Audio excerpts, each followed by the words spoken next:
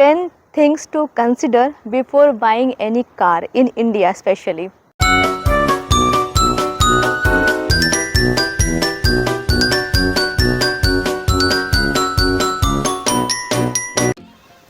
Hi friends, मैं उम्मीद करती हूँ आप लोग बहुत अच्छे होंगे और welcome back to my channel again. मैं खड़ी हूँ अपने सिट्रॉन C3 के साथ, मेरी फेवरेट कार के साथ मैं यहाँ पर खड़ी हुई हूँ। मेरे को बहुत सारे कमेंट्स आए, मेल्स आए। खैर वो कमेंट्स और मेल्स पढ़ के मेरे को बहुत खुशी हुआ, लोगों ने बहुत इंटरेस्ट लिया इस वीडियो में। तो उस कमेंट्स और मेल्स को पढ़ के मेरे को ये लगा कि एक इन्फॉर्मेशन दी जाए। कार जो परचेज़ करने की भी सोच रहे हैं तो उसमें हमें अपना एक्सपीरियंस शेयर करूँगी। जब हम पहली कार ख़रीदते हैं, फर्स्ट कार ख़रीदते हैं या अपनी नेक्स्ट कार भी ख़रीदने जा रहे हैं तो हमको क्या क्या चीज़ें कंसिडर करनी चाहिए। तो ये वीडियो फुल देखिएगा। जिसने सब्सक्राइब नहीं किया है वो सब्सक्राइब बटन दबा दीजिए ताकि आपको नेक्स्ट ऐसे entertainment, funny and learning videos आपको आगे भी मिलते रहे। और ज़रूर मेरे कमेंट सेक्शन में ज़रूर कमेंट लिखिएगा कि ये वीडियो कैसा लगा और क्या क्या आप नेक्स्ट टॉपिक्स पे देखना चाहते हैं, तो उस पर भी मेरे को सजेशंस दे सकते हैं। तो stay tuned for this video. इस वीडियो में हम देखेंगे 10 things to consider before buying any car in India specially. सबसे पहला पॉइंट जो कंसिडर करने के लिए है वो है हमारा बजट कितना है। हमको अपने बजट से डिविएट नहीं होना है, क्योंकि जब हम अपना बजट डिसाइड कर लेते हैं, जैसे एग्जाम्पल के तौर पे लीजिए, अगर मेरा बजट 10 लाख का है तो मेरे को 10 लाख के अंदर की गाड़ियाँ ही फ़िल्टर आउट करनी है। जब 10 लाख के बजट की गाड़ी फ़िल्टर आउट कर लेंगे, एक पेपर पे लिख लेंगे, हम अपने नोटपैड में लिख लेंगे, तब हम उन्हीं कार्स की टेस्ट ड्राइव करेंगे। क्योंकि जब तक हमारा बजट हमारा फिक्स नहीं रहेगा, we will land up ending up so many lakhs and rupees. और बहुत लोग तो उस पर फाइनेंस करते हैं। जनरली कार्स 90% लोग फाइनेंस पे ही लेते हैं। तो उससे क्या होता है, हमारे मंथली EMI बिगड़ जाती है।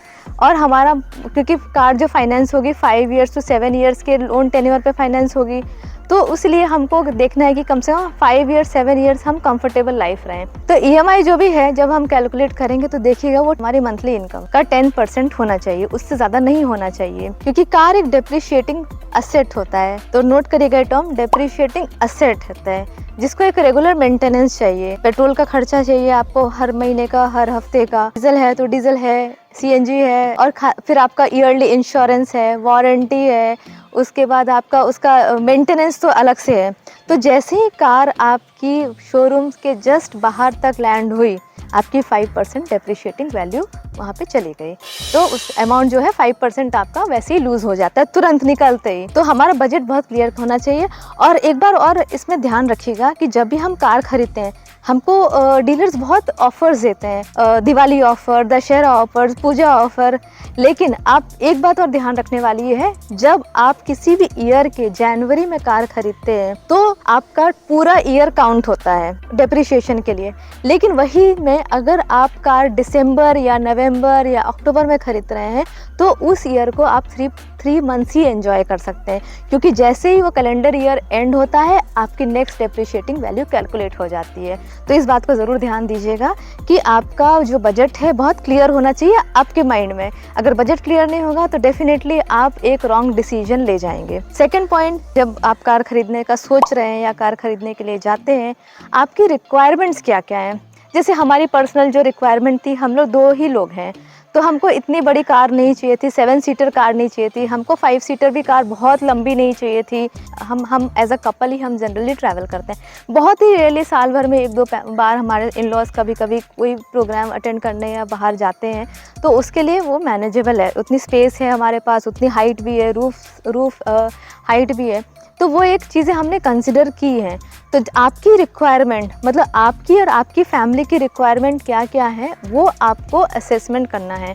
अब रिक्वायरमेंट के चक्कर में जनरली लोग क्या करते हैं, जब हम टेस्ट ड्राइव लेने जाते हैं तो, और जब हम शोरूम पे जाते हैं तब हम कॉस्मेटिक फीचर्स के बीच में पड़ जाते हैं। मेरा इस मॉडल को, बेस मॉडल जो मैंने C3 परचेज़ किया था, मेरा परचेज़ करने का मतलब ही यही था कि मेरे को ज़्यादा उसमें कॉस्मेटिक फ़ीचर्स नहीं चाहिए थे। क्योंकि कॉस्मेटिक फ़ीचर्स में अगर मैं जाती तो मेरे को 2 लाख रुपीज़ प्लस एक्स्ट्रा देने पड़ते। तो और वही चीज़ अगर बाहर से मैं लगवाती हूँ तो मेरे को थोड़ा कम दाम में लग जाता है। तो एक वाइज डिसीजन लीजिए, आपका रिक्वायरमेंट क्या क्या है। तो उस हिसाब से आप उसको डिसीजन लीजिए। अब जनरली क्या है, आजकल के मॉडल्स में ना 10 लाख की कार्स में भी आपको सनरूफ मिल जाता है, लेकिन मेरे को लगता है मेरे को सनरूफ का तो ज़रूरत नहीं है। एंड खास करके इंडिया का जो एनवायरनमेंट है, जो वेदर कंडीशन है, उसमें जनरली सनरूफ के लिए नहीं है, वो एक फोटोग्राफी के लिए बन गया है। और हार्डली जो खरीद तो लेते हैं उसको जाने पे, शोरूम पे जाने में थोड़ा अट्रैक्टिव लगता है, थोड़ा सा एक जब वो एडवर्टीजमेंट्स आता है थोड़ा अट्रैक्टिव लगता है, बट क्या वो रियली में हमको ज़रूरत है? हमको तो बिल्कुल भी ज़रूरत नहीं लगी, तो हमको बिल्कुल भी सनरूफ का ज़रूरत नहीं लगा। तो हमने बिल्कुल अपने रिक्वायरमेंट को स्टिक करके ही हमने अपनी गाड़ी परचेज़ की, सिट्रॉन C3 परचेज़ की है। उसका लिंक जो रिव्यू हुआ था, उस वीडियो का लिंक मैं उसको डिस्क्रिप्शन बॉक्स में डाल दूंगी। इवन का फर्स्ट सर्विस का वीडियो भी मैं डिस्क्रिप्शन बॉक्स में डाल दूंगी। तो थर्ड चीज़ क्या कंसिडर करनी है कोई भी कार खरीदने से पहले, उसका क्रैश टेस्ट, सेफ्टी टेस्ट आपको चेक करना है। ऑनलाइन पे सब अवेलेबल रहता है। NSCP जो एक स्टैंडर्ड अथॉरिटी होती है, उसकी वेबसाइट पे जाके आपको चेक कर लेना है कि किसी भी कार का, जो भी कार आप खरीदने की सोच रहे हो, उसका क्रैश टेस्ट कितना है। अभी हाल ही में एक रिपोर्ट आई थी कि किया सेल्टोस का क्रैश टेस्ट बहुत ही लो था, उसका पॉइंट्स बहुत कम मिले थे। वहीं पर टाटा नेक्सॉन बहुत ही अच्छा अपना क्रैश टेस्ट में पास हुई है। तो आपको ये चीज़ें देखना है कि कहीं आप कॉस्मेटिक चीज़ों के चक्कर में, ब्रांड्स के चक्कर में, या मतलब मेरे पड़ोसी वो कार लेके आए हैं, या वो उसके चक्कर में कहीं आप क्रैश टेस्ट को इग्नोर ना करते हैं। तो एक बहुत ही इंपॉर्टेंट पॉइंट है कि जब भी हम कोई कार खरीदते हैं, उसका क्रैश टेस्ट, सेफ्टी पैरामीटर्स क्या क्या उस मॉडल में मिल रहा है, उस ब्रांड में मिल रहा है, वो बहुत ही ध्यान देने वाली बात है। कई क्रैश टेस्ट आपको इंटरनेशनली अलग रेट मिलेंगे, यहाँ इंडिया में अलग रेटिंग मिलेगी। तो थोड़ा उन चीज़ों को स्टडी करिए, उस पर प्रॉपर होमवर्क करिए, क्योंकि कार तो खैर हम 10 लाख की खरीद रहे हैं, लेकिन हमारे जो लाइफ का वैल्यू है वो मोर देन एनी अमाउंट है। तो उस चीज़ को थोड़ा ध्यान रखना चाहिए। अब फोर्थ चीज़ जो क्या कंसिडर करनी चाहिए वो है कि जब भी आप कार जब फ़िल्टर आउट कर लिया आपने, जब नोटपैड में लिख लिया कि आपने उस बजट के लिए कौन कौन सी आपके रिक्वायरमेंट के हिसाब से कार्स है, टेस्ट ड्राइव ज़रूर लीजिए। किसी भी यूट्यूबर पे रिव्यू से, या आपके पड़ोसी के रिव्यू से, या आपका कलीग के रिव्यू से, या आपके पड़ोसी वो कार ओन करते हैं, आपके अदर फैमिली मेम्बर्स वो कार ओन करते हैं, उस वजह से बिल्कुल भी आप डिसीजन मत लीजिए। आप प्रॉपर शोरूम पे जाइए। आजकल तो गाड़ियाँ जितने भी सब ब्रांड्स हैं लोकली जो भी अवेलेबल आपके शोरूम है, सब घर पे टेस्ट ड्राइव देने आ जाते हैं। तो टेस्ट ड्राइव ज़रूर लीजिए, एक बार नहीं बार बार लीजिए।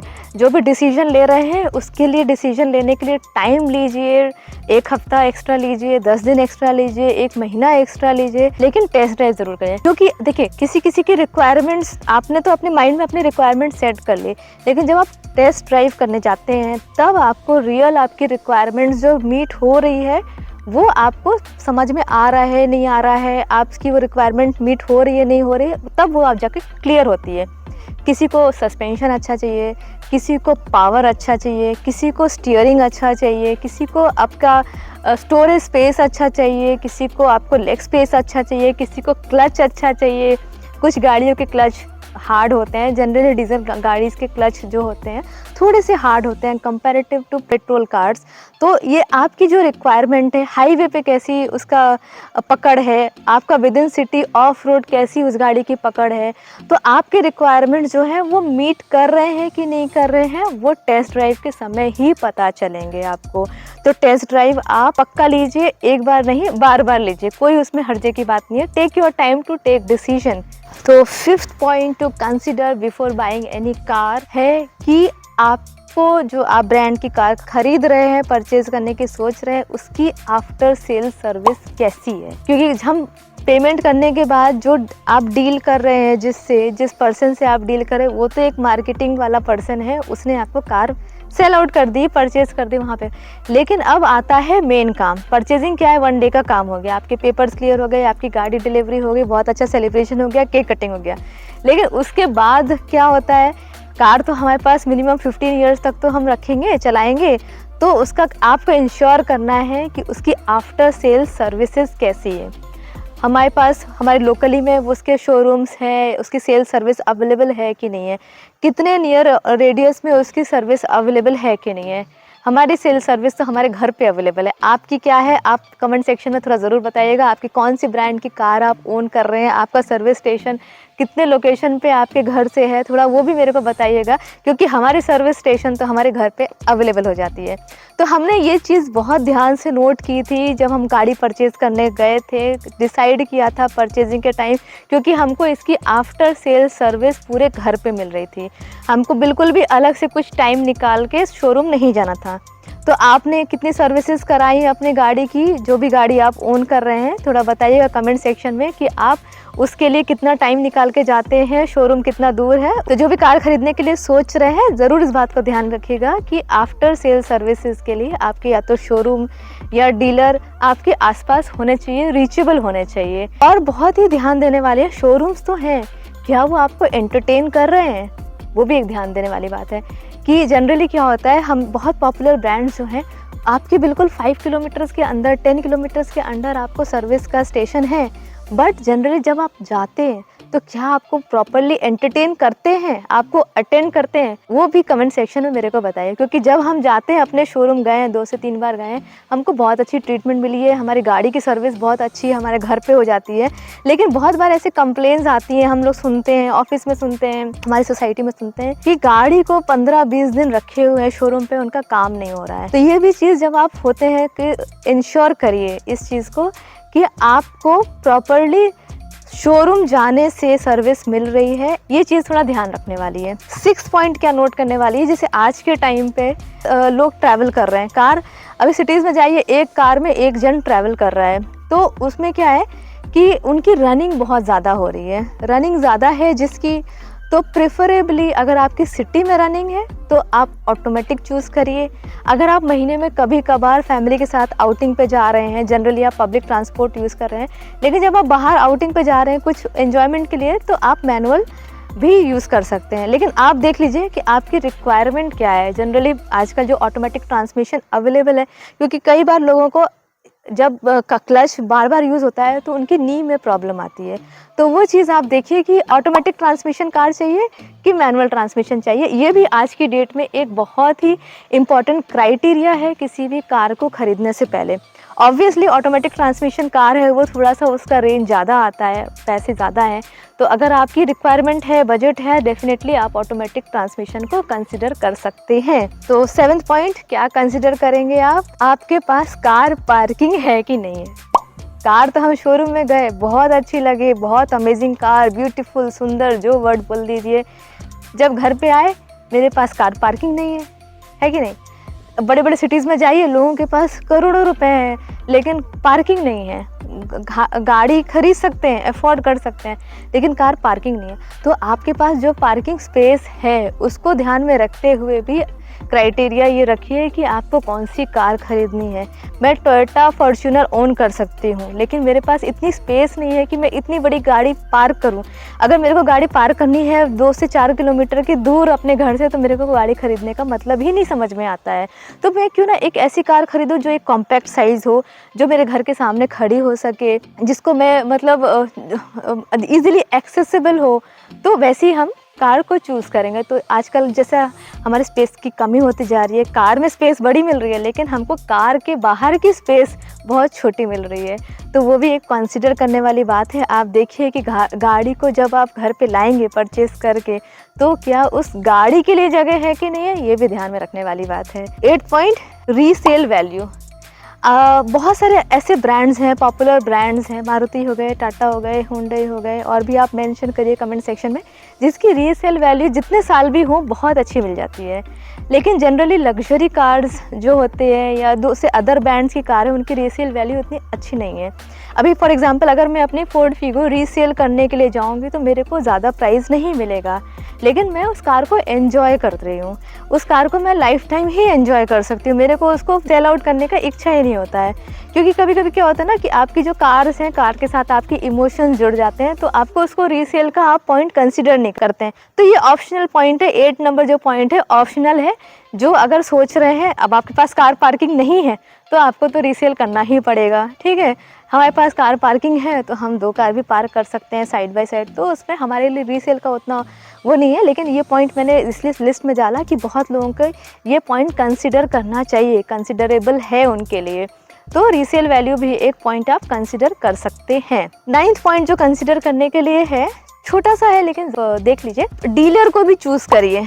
आपने ब्रांड डिसाइड कर लिया, मॉडल डिसाइड कर लिया, थोड़ा अलग अलग डीलर्स के भी जाइए, ठीक है। तो उससे क्या होता है, आपको बहुत सारे डीलर्स कुछ एक्स्ट्रा डिस्काउंट दे देते हैं अपने तरफ से, अच्छी ऑफरिंग्स देते हैं, कुछ हैम्पर्स देते हैं, कुछ एक्स्ट्रा एक्सेसरीज उसके साथ दे देते हैं, एंड इवन सर्विस भी डीलर टू डीलर पे काफ़ी डिपेंड करती है। तो अगर आपने डिसाइड कर लिया है अपने माइंड में कि मॉडल मेरा है, इस मॉडल की कार में परचेज़ करूँगा या करूँगी, तो आप फिर अब डिसाइड करिए कि आपको डीलर, जो आसपास के डीलर है, कम से कम 5 डीलर आप मीट करिए, थोड़े दूर पे होने पे भी चलेगा। और कई बार क्या है ना, आप इंटर स्टेट डीलर भी कंसिडर कर सकते हैं, तो उसमें क्या होता है ना, कभी कभी कुछ टैक्सेस के बेनिफिट्स आपको मिल जाते हैं। तो इस पे मैं एक वीडियो बनाऊंगी कि आप कभी किस स्टेट में कितना टैक्स लगता है, किस कार के लिए बहुत डिफरेंस आता है, तो इसमें आपको एक अच्छा इन्फॉर्मेशन मैं शेयर करूंगी नेक्स्ट कमिंग वीडियो में। तो लास्ट पॉइंट जो कंसिडर करने के लिए है, आप गाड़ी खरीदने से पहले कंसिडर कर लीजिए, आपकी फैमिली का भी ओपिनियन इसमें मैटर करता है। जनरली फैमिली में क्या है कि आपकी वाइफ या आपके स्पाउस जो हैं, बच्चे जो हैं, पेरेंट्स जो हैं, उनकी भी कुछ रिक्वायरमेंट होती है। स्टाइल ऐसा होना चाहिए, ये फीचर होने चाहिए, ऐसी होनी चाहिए, वैसी होनी चाहिए। तो वो भी चीज़ें कभी कभी अगर आप कंसिडर कर सकते हैं उस बजट में, उसके रिक्वायरमेंट के हिसाब से, तो वो भी कंसिडर करनी चाहिए। क्योंकि जनरली क्या है, बच्चों का ड्राइव करने का अलग तरीका होता है, आप एज फैमिली के साथ जाते हैं तो अलग रिक्वायरमेंट होती है, स्पेस की रिक्वायरमेंट हो रही है, और बहुत सारी चीज़ें हैं, तो उनकी भी रिक्वायरमेंट एंड चॉइस को कंसिडर करनी चाहिए। और जब भी कार आप ख़रीदें, बिल्कुल हड़बड़ाइए मत, आराम से पूरा रिसर्च करिए, पूरा उसमें होमवर्क करिए, अच्छे से उसको ड्यू डिलिजेंस के साथ एक डिसीजन लीजिए, वाइज डिसीजन लीजिए। क्योंकि कार तो घर पे आ जाएगी, कार के बाद का भी चीज़ें आपको करना है, कार की केयर करना है, कार की मेंटेनेंस करना है। कार की केयर हम कैसे करते हैं, नेक्स्ट वीडियो में मैं भी आपको बताऊंगी, एक नया वीडियो उसके लिए भी लेके आऊँगी। तो मैंने ये चीज़ अपने एक्सपीरियंस से, ये 10 पॉइंट्स हमने असेंबल किए ताकि मैं आपको शेयर कर पाऊँ, कुछ इन्फॉर्मेशन दे पाऊँ कि किसी भी कार को ख़रीदने से पहले क्या क्या चीज़ें कंसिडर करनी चाहिए। और कैसे लगे ये 10 पॉइंट्स, या इसके अलावा भी कोई पॉइंट्स आप ऐड करना चाहते हैं इसमें, इस लिस्ट में, तो मेरे को कमेंट सेक्शन में ज़रूर बताइएगा। I love to read your comments, मेरे को बहुत अच्छा लगता है, रिप्लाई करना बहुत अच्छा लगता है। मैं एक सिंगल कमेंट को भी रिप्लाई करती हूँ, पढ़ती हूँ, बहुत अच्छा लगता है। और ये वीडियो कैसा लगा वो भी बताइएगा। Stay tune for my next upcoming video very soon. Till then take care, bye bye.